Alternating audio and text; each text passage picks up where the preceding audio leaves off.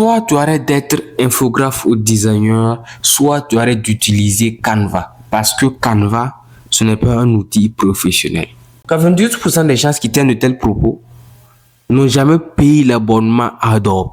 Et les 2% restants, ils n'ont pas les 3 types de clients dans notre portefeuille. Donc, les clients standards, les clients intermédiaires et les clients premium. Je réfléchissais à ce propos et je vois qu'ils ont raison. Et quand j'ai réfléchi, je me suis dit, au fait, ils ont raison. Pourquoi? Parce que tous ces gens qui ont mis en place des millions de dollars, qui ont regroupé des designers pour pouvoir créer Canva, je pense qu'ils sont pas intelligents. Oui, ils sont pas intelligents. Oui. Et ceux même qui créent les mock-up Canva pour vendre à Canva, pour que les gens puissent utiliser, ça aussi, ils ne sont pas intelligents. Et ce n'est pas du tout professionnel. Il y a des grands faits dans le domaine que je connais, qu'on cause bien, et qui ont utilisé Canva pour faire certaines affiches. Très bien, que les gens apprécient. Moi, je pense que ça, c'est pas professionnel. Oui, si on s'en tient compte à ce que ces personnes disent, ce n'est pas du tout professionnel. Ils ont même fait des affiches de concerts de grands artistes.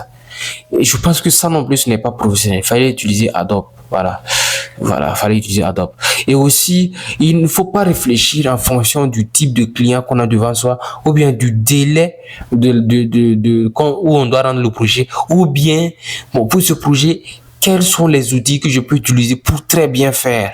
Non, il ne faut pas réfléchir en fonction de ça. Il faut à chaque fois utiliser un outil d'Adobe. Et même Adobe a mis en place Adobe Express et Adobe Firefly qui ressemblent exactement à Canva.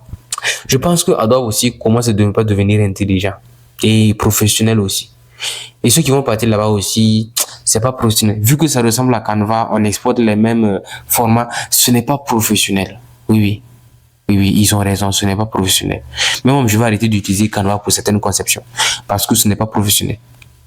Voilà.